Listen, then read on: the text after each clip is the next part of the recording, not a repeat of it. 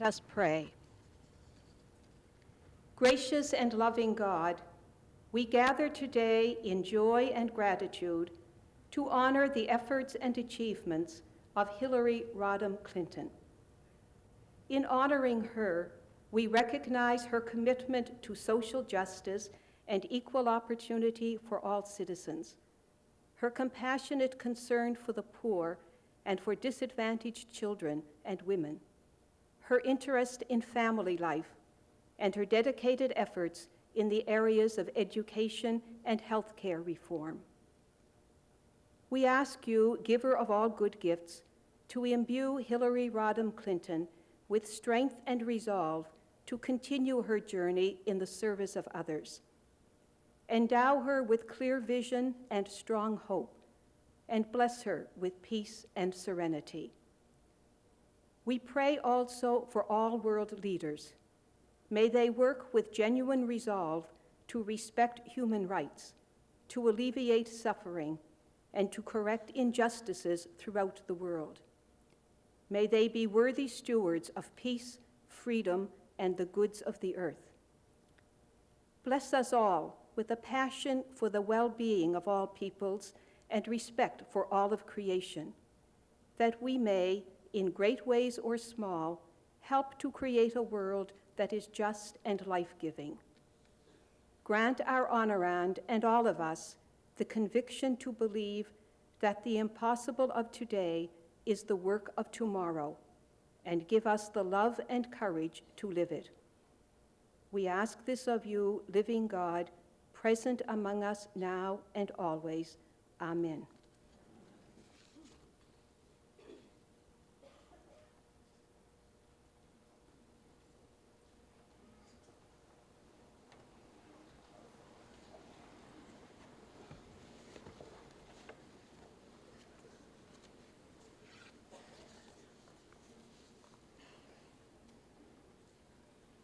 Madam Chancellor, Mrs. Clinton, Mr. Ambassador, Your Honor, ministers, Senator, members of Parliament, members of the Legislative Assembly, Your Grace, presidents of sister institutions, board members, faculty, students, and friends. It is my privilege to welcome you all today to a very special convocation to confer an honorary degree on Mrs. Hillary Rodham Clinton. Mount St. Vincent University takes great pride in bestowing this honor on a woman who has spent much of her life advancing the role and contribution of women in the context of community service, family, and professional achievement. The Mount had its beginnings in an era when women were routinely denied access to a first-class education. Today, in many parts of the world, including right here in North America, many women still do not have easy or fair access to education, particularly at more advanced levels. They are denied that opportunity because they are poor, because they have inadequate health care, because their human rights have been violated, because the social structures in the societies in which they live serve to prevent them from obtaining the education that could secure their future. We know that when we educate a woman, we often educate an entire family. Women can be effective agents of positive social and economic change.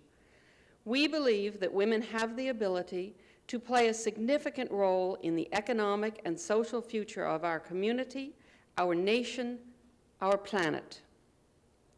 Our mission is to encourage their intellectual, moral, spiritual, and physical development so that they may be successful as individuals who not only earn a living, but also make a true difference within society.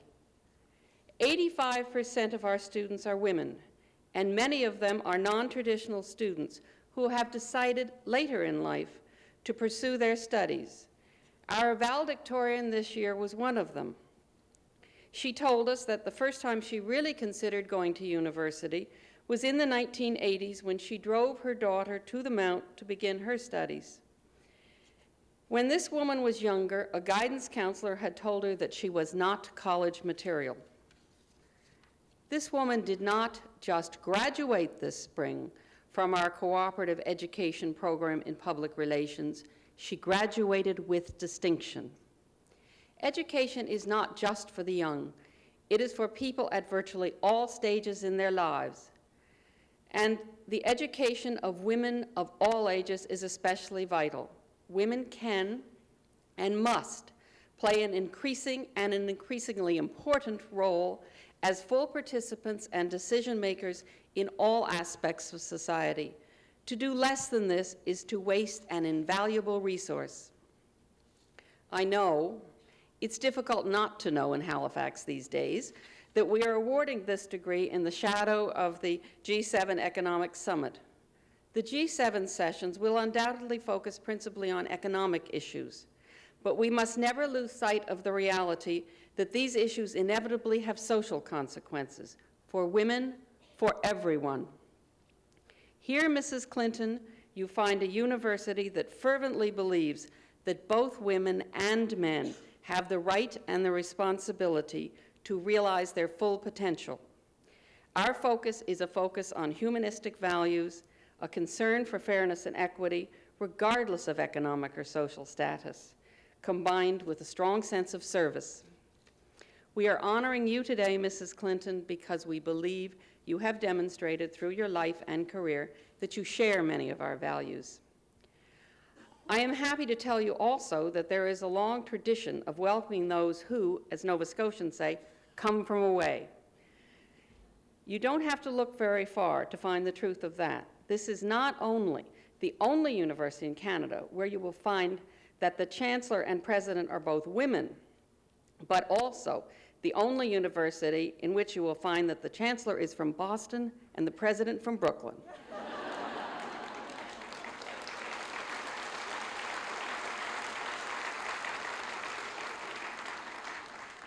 We are delighted to be able to strengthen these traditional ties today with this honorary degree. We welcome you, Mrs. Clinton, our government leaders, elected representatives, and all those who've come to share the day with us.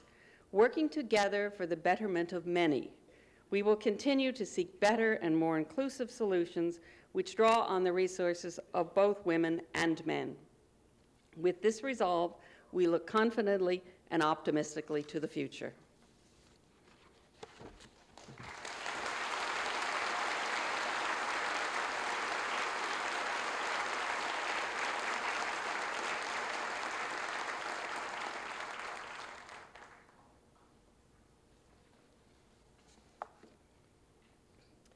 Good afternoon, friends of Mount St. Vincent. On behalf of the more than 14,000 Mount alumni, I welcome you, Hillary Rodham Clinton, to our fold. I would like to take a brief moment to tell you a little bit about your fellow alumni. Of our more than 14,000, over 90% of us are women. We are professionals in the fields of business, communications, education, health, science, government, and law. We are elected officials. We are volunteers. We are parents, grandparents, and great-grandparents. We are homemakers, and we are single people. But most of all, we are everyday people. We are very diverse in our socioeconomic status, in our ages, in our cultures, and in our backgrounds.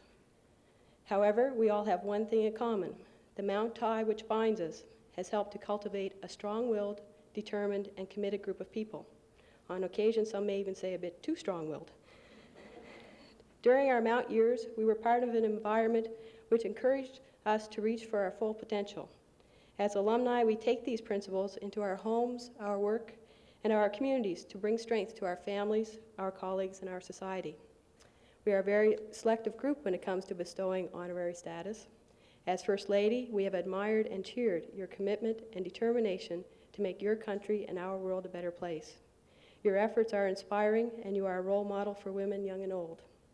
I would ask the Mount alumni who are here with us today to join me in telling you how delighted and proud we are to count you among us. Congratulations and welcome.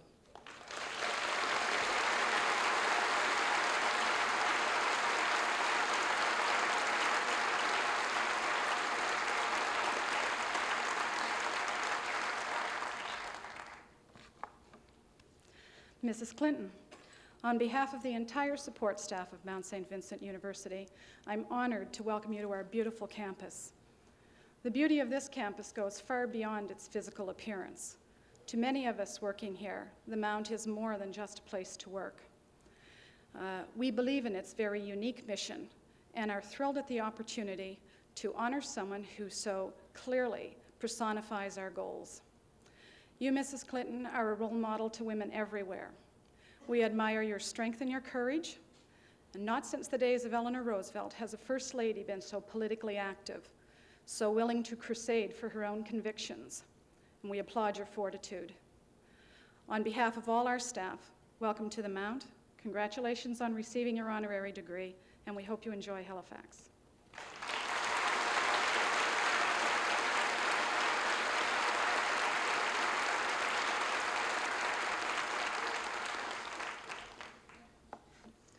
When I was elected president of Student Council, there were many things I knew that I would have to do. Now, this may come as a surprise to many of you, but welcoming the First Lady of the United States to our university, not only as an honorary degree recipient, but also as an honorary member of Student Council, was not one of them. But hey, who's complaining? Not me, right? It is the students' hope, Mrs. Clinton, that through your future involvement with the Mount, it will come to mean to you what it has come to mean to so many students. For women, a refuge from sexism and gender-specific tradition, a training and empowering center for Canada's future female leaders, and a real eye-opener for guys, believe me. So on behalf of the students at the Mount, Mrs. Clinton, welcome to our university and welcome to our student council. And remember, now that you're in the loop, you, Bill, Chelsea, and even Socks the White House cat are welcome to drop in at any time.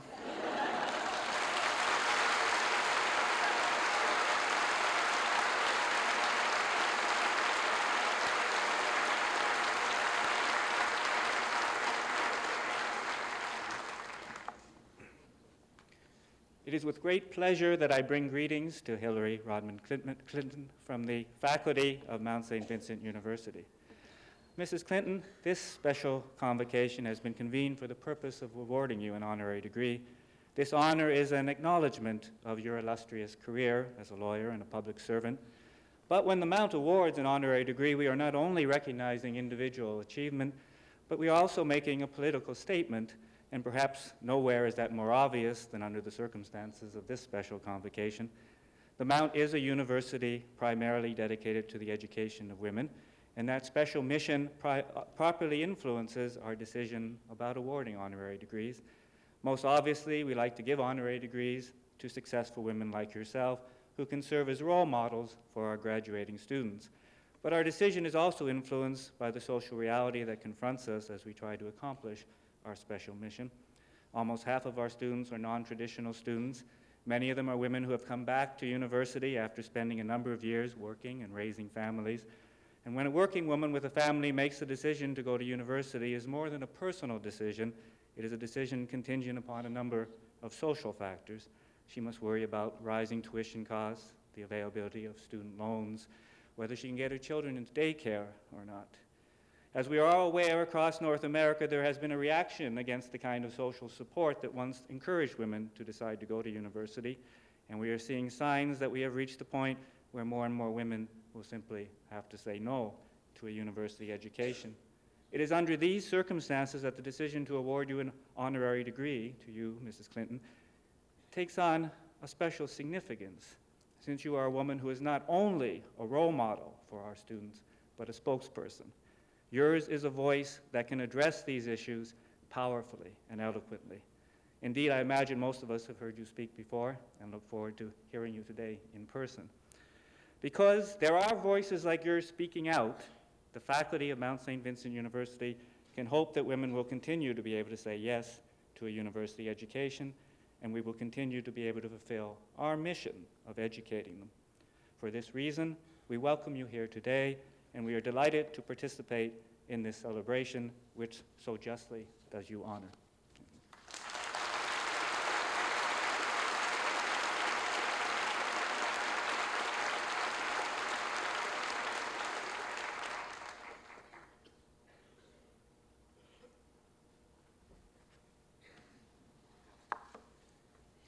Mrs. Clinton, It's my happy privilege to extend to you the greetings and good wishes of the Sisters of Charity of Halifax.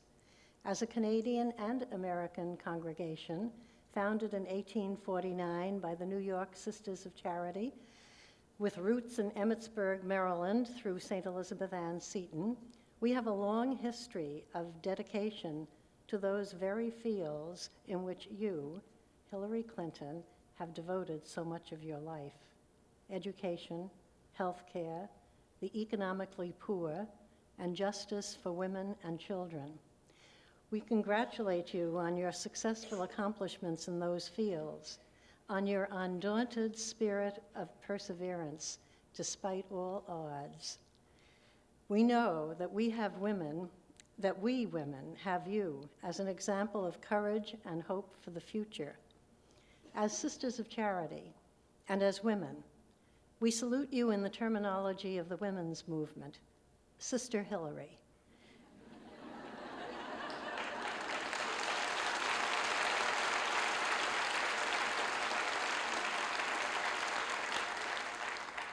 And we ask God to continue to bless you, your husband, your family, and your work for the American people. Amen.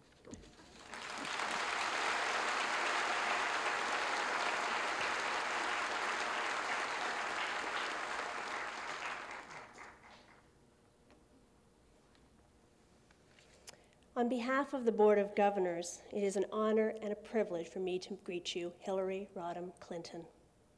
At the Mount, all of our students experience an environment where men and women treat each other with equality and mutual respect. Here, women's voices are heard and their concerns are valued. Mrs. Clinton, your voice has been heard here, and in your work with children and families, and in your pursuit of social justice, you share many of the concerns of the Mount. In your roles as mother, First Lady, and advocate for social justice, you are a role model and truly an inspiration for many young women, and I can certainly say for many older women as well. The Board of Governors is delighted to be part of recognizing your accomplishments, your commitments, and of honoring you, Hillary Rodham Clinton, as a very special woman.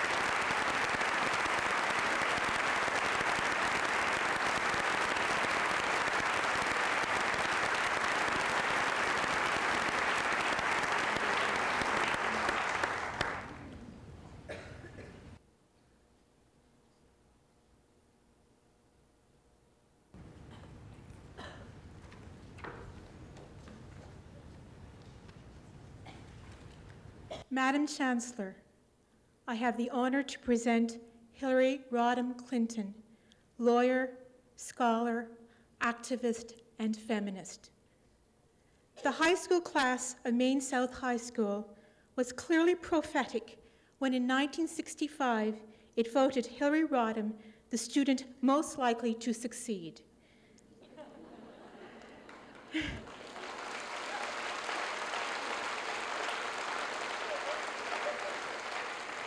Her success, however, is measured not only by her outstanding legal career, nor simply by her involvement with issues of social justice, nor indeed by her devotion to her family.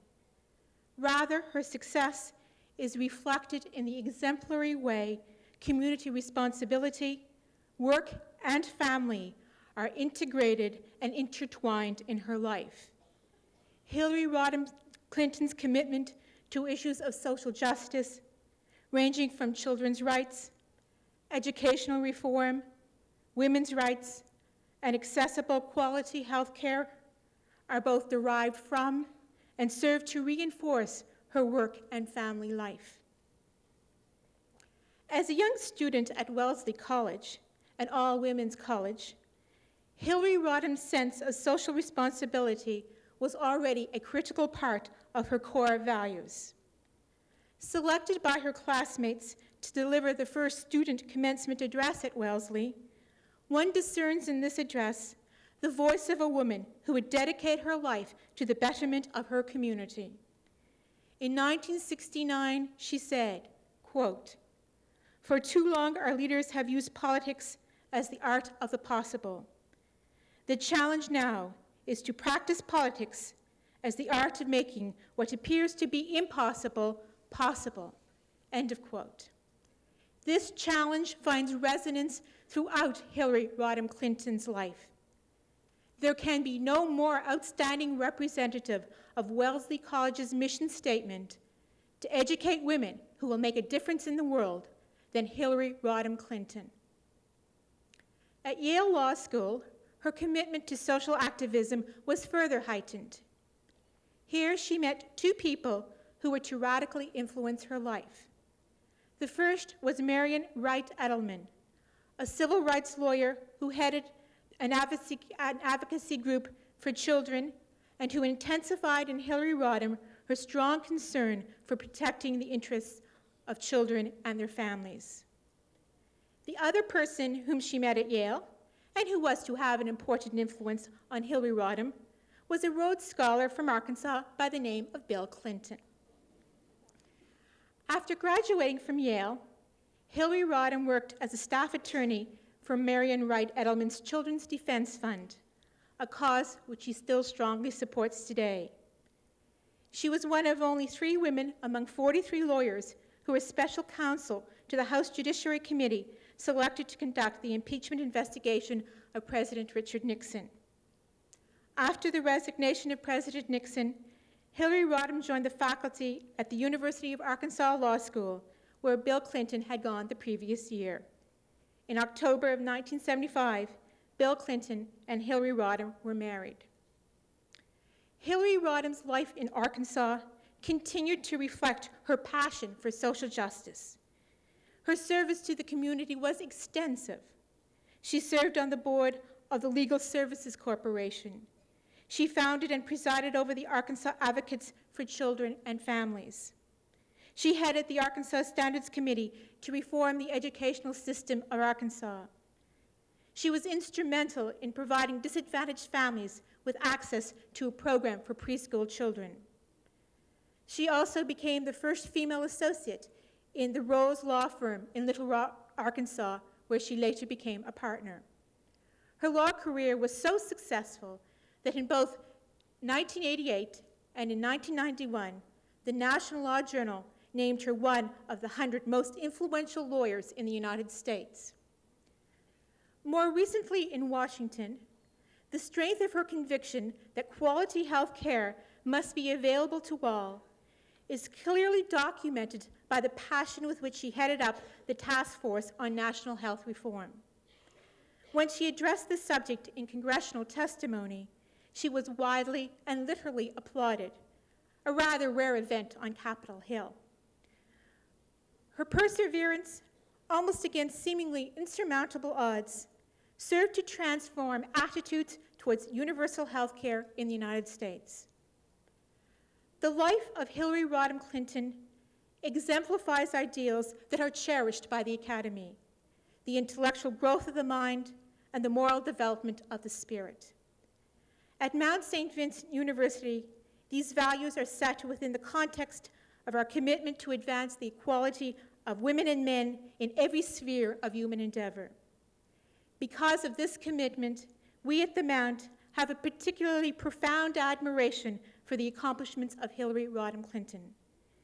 In recognition of her outstanding advocacy work, her brilliant legal career, and her success at integrating work, family, and community, I ask you, Madam Chancellor, in the name of the Senate of Mount St. Vincent University, to confer on Hillary Rodham Clinton the degree of Doctor of Humane Letters honoris causa.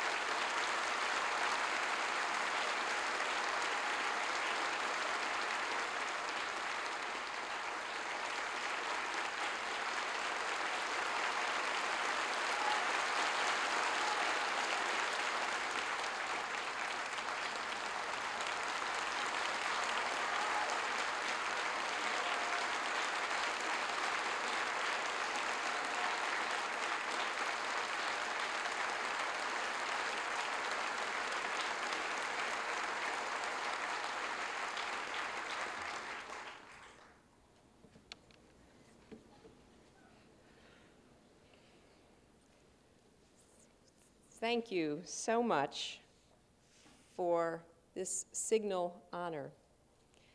I am deeply moved and, as I told the Chancellor, encouraged to try to live up to even a small percentage of what you have said and what this honor means. President Parr-Johnston, Chancellor, and Board of Governors, administrators, faculty, alumni, students, all who are here in this auditorium, and all of the people of Nova Scotia and Canada who support this university and understand its mission. Thank you for giving me this opportunity to be with you.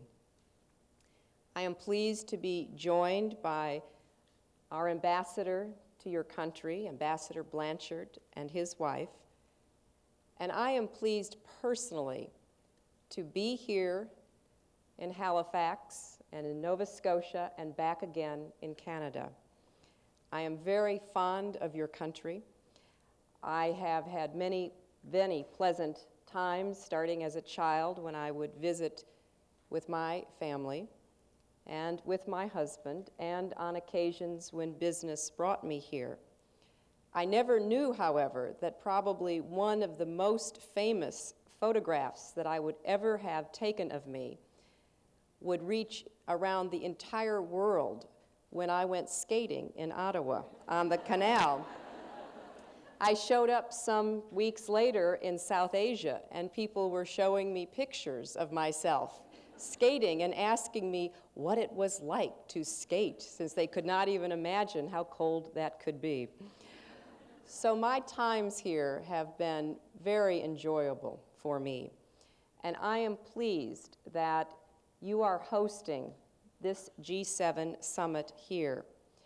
I also had the occasion, as we ferried across the water on the Coast Guard cutter that took us from the airport to Halifax, to learn something that is of great significance to me and others who have resided where I do, and that is that General Ross, who commanded the British troops during the war that we call the War of 1812, that was responsible for burning the President's house, is buried near here. And I must say that that is extraordinarily meaningful to us, and if any of you have ever had the opportunity to visit what was then called the President's house, I hope you have noticed that we left one portion of the wall as you enter the front, not painted white, but the original color of the stone with the burn marks still showing. So for me, this was an extraordinary historical fact. So we also, in a funny way, owe the White House, because it had to be painted white to cover the burn marks, to all of you. I am also newly informed that those who live in Halifax are called Haligonians. Now, I hope I was rightly informed, because I think that is the most remarkable word, and I intend to use it many, many times.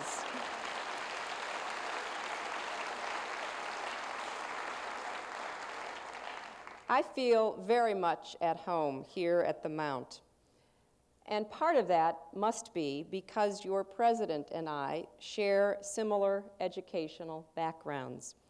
Both of us graduated from Wellesley College, which is located in what you call the Boston States, and then we went on to Yale to continue our studies. But I think that in many ways it was our undergraduate years that prepared us for the positions we each find ourselves in now, for preparing us to deal with the often difficult choices that are posed to women and men in today's world as we attempt to make sense of our lives, try to understand how we will combine the various parts of our lives into an integrated identity.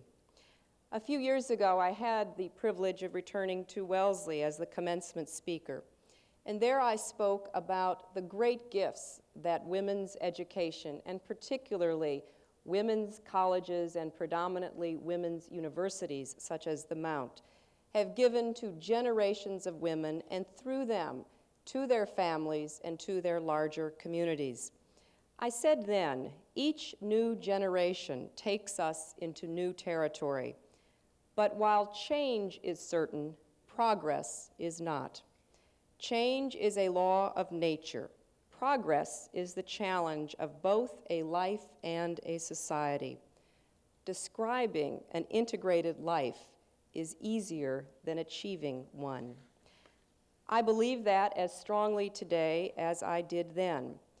And the search for an integrated life is one of the greatest challenges confronting all of us in today's world.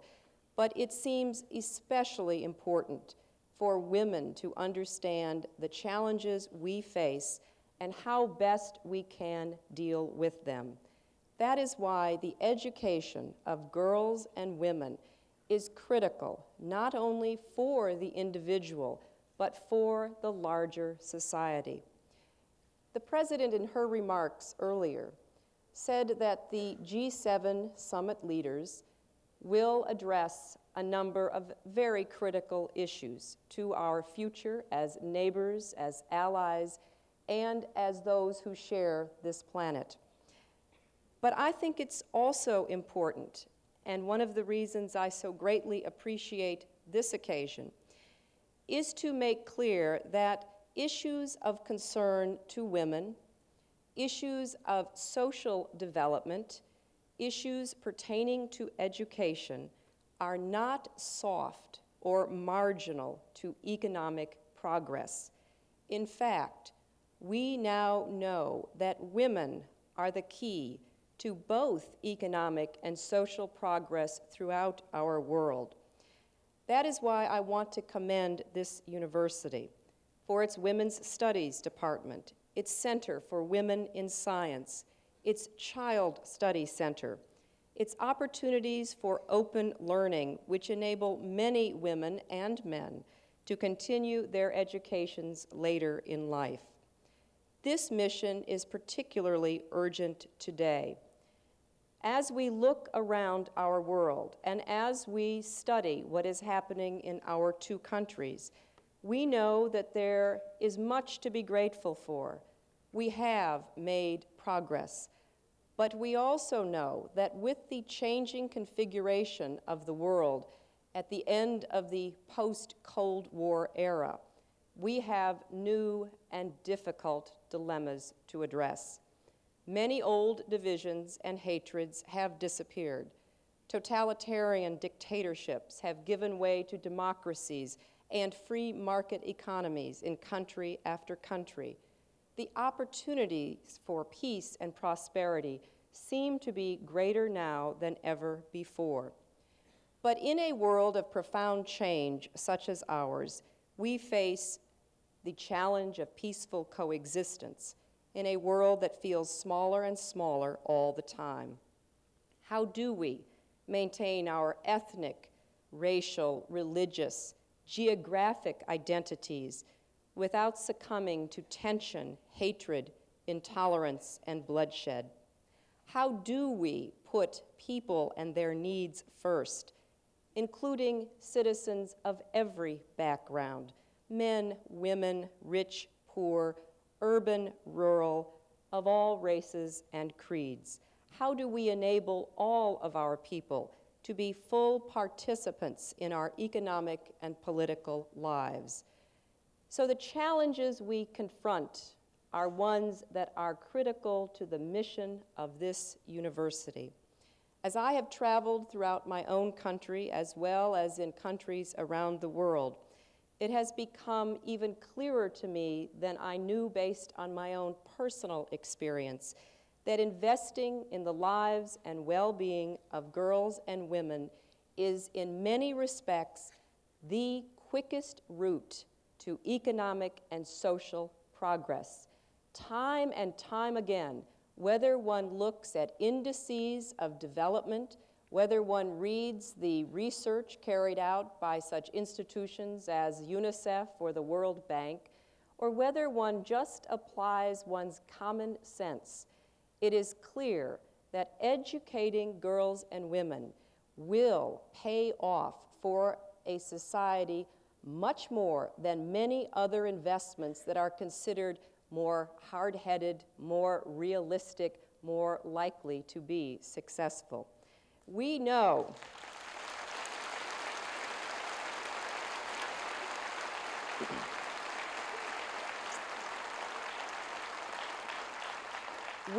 for example, that the clearest correlate with a child's educational attainment is the educational attainment of that child's mother.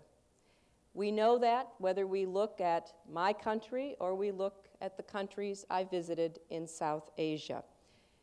And yet we also see the tensions that earlier speakers alluded to. We know that there are fiscal constraints and budgetary battles being waged across the G7 countries. My plea, both in my own country and to the other countries represented, is to think about these concerns in light of long-term investments that are likely to pay off for generations to come. It is clear that education is still one of the most effective investments any country can make. And when times are difficult, the natural impulse to cut back across the board, including education cuts, I hope will be resisted in my country. because if we do that, we send a signal that education, despite all of the rhetoric and the lip service, is not where we put our money. And I am hopeful that as we struggle on behalf of the priorities that we expect to address as societies moving toward the 21st century, that education will remain at the top of the list. It is especially important for women because women are struggling to, in the words of Mary Catherine Bateson, compose their lives. There still are so many of us who each day feel as though we are writing and living a new sonata, that we are attempting to bring disparate notes and harmonies and melodies together to make a tune that does some justice to the complexity of our own experience. Women are struggling to find identities for themselves, to raise their children, to make ends meet. They are also struggling against the remaining obstacles in our societies, against their opportunities to live up to the fullest of their God-given potentials. So against a rather complicated backdrop, we see even more importantly the role that education can play in helping women make the composition that is right for them. That is really, from my perspective, the goal of education today, to help equip us, to give us the tools to make the choices that are right for our own lives. My choices may be different from someone else's, but each of us, if we have had the education we need, will try to make responsible choices, recognizing that those choices may change over our lifetimes. Because the balance between family, work, and service may tilt one direction or the other at different points in the lifespan. For me, that has certainly been the case. My family responsibilities have grown and waxed and waned with the changing times, with my daughter growing up, with my parents aging, with new people coming into our relationships. But to be able to take advantage of what I've been blessed with, I know that my education has helped prepare me even there. I also know that the kind of work that one chooses, whether it is in the home, out of the home, or for most of us, a combination of the two stretching through our lives, is critical not only for our own well-being, but increasingly for that of our family and our larger community. Most students at this university will work for pay, and most already have. The non-traditional students come both from the home, come from the workplace, and come from balancing both. And to value one's work and to respect one's education because it has helped equip one for work is one of the great satisfactions of anyone's life. Service to one's community, I know, is highly valued here. That service is needed now more than ever. So many women have always performed service on behalf of their fellow citizens. Many women today feel stretched very thinly and wonder whether they will still be able to do so. We need those hands and hearts and heads more than ever. As decisions are made to try to encourage individual responsibility among people who have been dependent or vulnerable, as decisions are made to cut back on certain social services, all adults who care about the quality of life in their communities will have to become more involved in giving service to one another. That can be a transforming experience, as people at this university know so well. It certainly has for me. I feel very fortunate that I had an education that has helped prepare me. It has not provided all the answers. There is no such road in any educational experience I'm aware of. But it has given me the capacity to understand something of the history that preceded me, something of the world surrounding me, and the ability to help myself think through the challenges that I confront. It is indeed a great blessing, and one that too many in our society have taken for granted. When I did visit South Asia some weeks ago with my daughter, I was struck time and again at the sacrifices people in those democracies had paid on behalf of their ideals. It made me actually feel quite humble in the presence of people whose mothers and fathers and sons and brothers and husbands had been assassinated, and people who themselves had been exiled and tortured and imprisoned. And as I spoke with them and visited throughout those countries, what struck me over and over again is how desperate they were to educate more and more of their people. I visited schools in villages where there was no electricity, no communications, where children sat in very sparse concrete buildings working out algebra problems that were put out on the blackboard. I visited places where schools were being built as fast as they could and often just in front of forces that wanted to turn back the clock and were burning schools down as quickly as they could.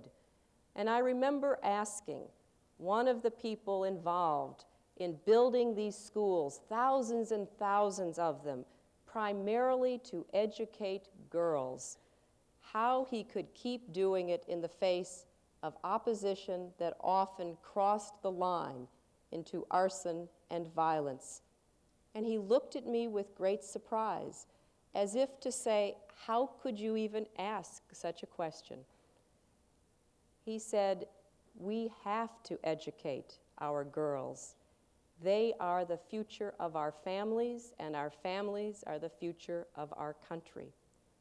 It was a simple but eloquent statement about what many people throughout our world are facing when they attempt to secure even a portion of the blessings we take for granted in the education systems in our two countries. So when I returned to the United States, I pondered greatly why so many in my own country not only understand and respect the sacrifices that have been made before them and for them to provide educational opportunity, but why they fail to work as hard as they can to make sure it is always available for every person who comes after, whether that person is a traditional or non-traditional student.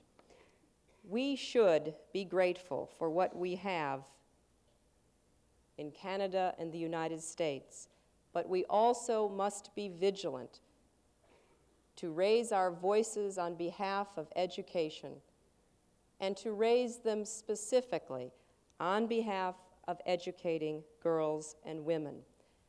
I want to thank this university and all who support it for giving not only voice but life to that mission. It means more than probably anyone individually could ever express, and it is both a legacy and a promise that investing in the future potential of all our people is the best investment any society can make. Thank you very much.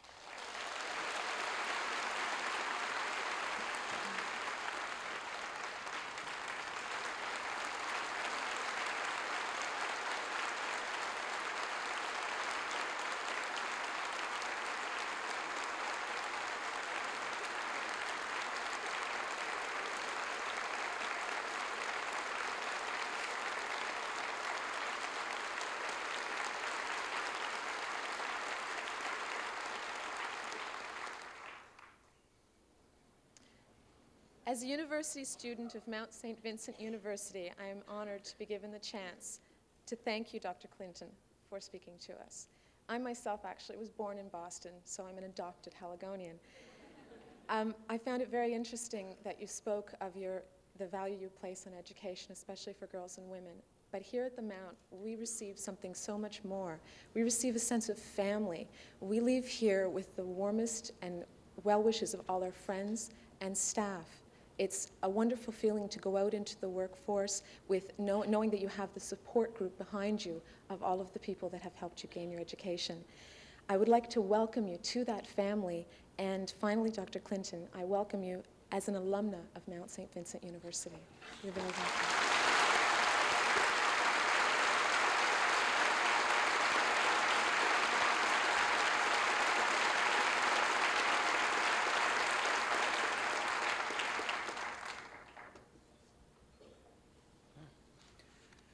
I invite each and every one of you to a reception at the Art Gallery on the first floor of this building as soon as the convocation ceremonies are concluded.